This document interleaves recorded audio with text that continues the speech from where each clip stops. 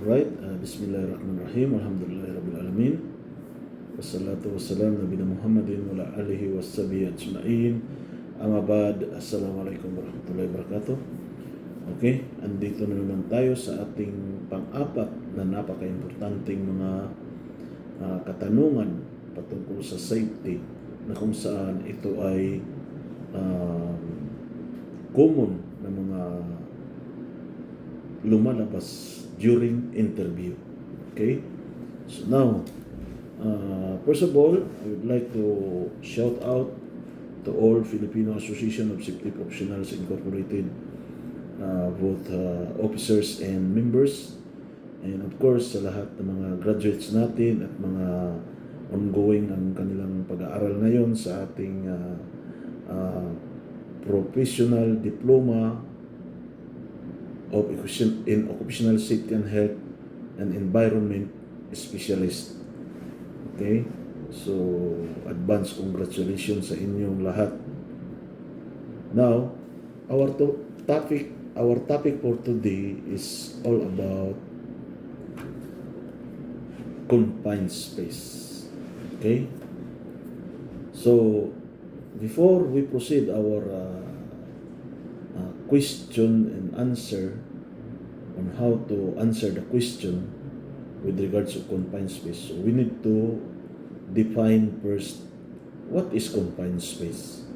When we say confined space, the space is large enough and so configured that an employee can bodily enter and perform assigned work. Or make it simple, confined space has a limited or restricted means for entry or exit, and this is not designed for continuous employee occupancy. So, ganun lang pag-define sa or pagbigay ng definition ng confined space. Okay, let's proceed. Now, the common question during interview is, what is the minimum safety requirements or procedure in confined space entry? Okay? So how to answer it? The same what we did in our previous topic, like working at height, excavation, lifting operation, or crane and rigging, the same lang yun. So ganito natin sasagutin kapag tayo ay tinanong kung ano ang minimum safety requirements with regards of confined space entry. Okay, ganito po natin. Okay, what is the minimum? Okay, pag tinanong tayo ng interviewer, what is the minimum safety requirements for confined space entry? Now, sir, the minimum safety requirements in confined space entry, first, we should have approved confined space entry procedure. We should have approved confined space entry emergency rescue plan. We should have approved confined space entry risk assessment, approved confined space entry method statement, approved confined space safety analysis, and of course, we should have approved confined space entry permit. And then, all workers involved during confined space activities shall be trained, and they should familiar what are those hazards associated in confined space entry. Assigned competent and trained confined space supervisor, entrant, and attendant, and even the rescue team. Assigned competent and certified gas tester person.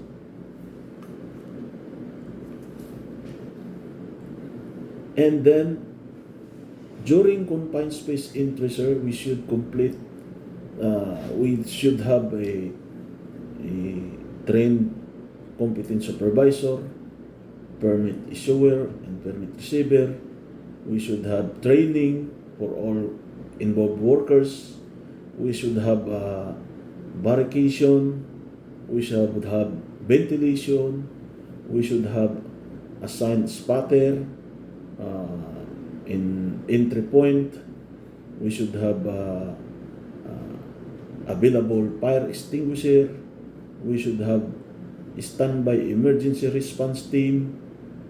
We should have proper communication, signages, and of course, we should have a qualified um, train rescuer. And if anyone can go inside, they should be, if applicable or required to wear a CBE, self-contained breathing apparatus. All workers who are going to go inside wearing this or donning this self-contained breathing apparatus must be trained. And of course, before doing anything, the working environment must be tested.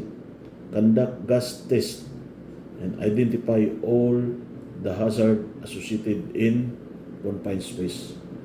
Okay, so in confined space there are a lot of different types of hazard. We have atmospheric hazards here, like oxygen deficiency or oxygen enrichment as atmospheres, flammable atmosphere, toxic atmospheres, chemical hazard, engulfment or entrapment hazard, thermal hazard, mechanical hazard, and physical hazards such as noise, weight, surfaces, falling objects, and equipment. So that's also. Thank you very much. So ganun natin sagutin ang mga katanungan kapag tayo ay tinatanong kung ano yung mga minimum safety requirements with regards of confined space. So I hope natandaan ninyo yan at marami naman kayong mayroon kayong natutunan sa ating munting kaalaman na ibinahagi sa inyo mga kaligtas. So shout out sa lahat ng mga kaligtas, mga member ng PASPE, and sa ating mga aspirant na nangangarap. We hope na patuloy kayo sa pagtuklas ng kaalaman at huwag kayong huminto sa pag-attend ng mga training upang ma-refresh, mas lalo pang ma-develop ang inyong kaalaman. Tandaan ninyo, learning is a continuous process. The more you learn, the more chances to gain, the more chances or the more opportunity to be open. Okay? So thank you very much at maraming salamat. Mabuhay ang Filipino Association Safety Professionals Incorporated. Mabuhay!